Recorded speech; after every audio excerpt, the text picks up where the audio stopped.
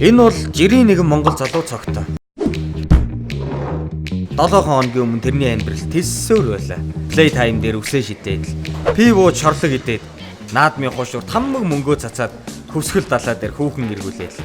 Үнэхээр солиотойч хийж болно.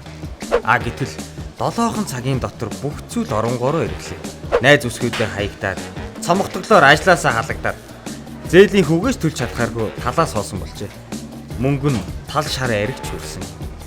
Сонноос Монгол чатаар мөнгө олох боломжтой болсон байна лээ. Яаж вэ гэж юу? Мэдээж Монгол чат аппликейшнийг татаад карта холбон шидэд кодоо идэвхжүүлнэ. Тэрхүү кодоо найзууд руугаа явуулж, код оруулсан найзынхаа тоогоор 1000 төгрөгөө үржүүлж аваа.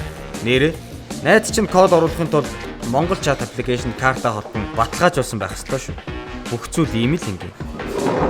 Харж байна уу? Энэ 3 хүртэл нэгтчлээ.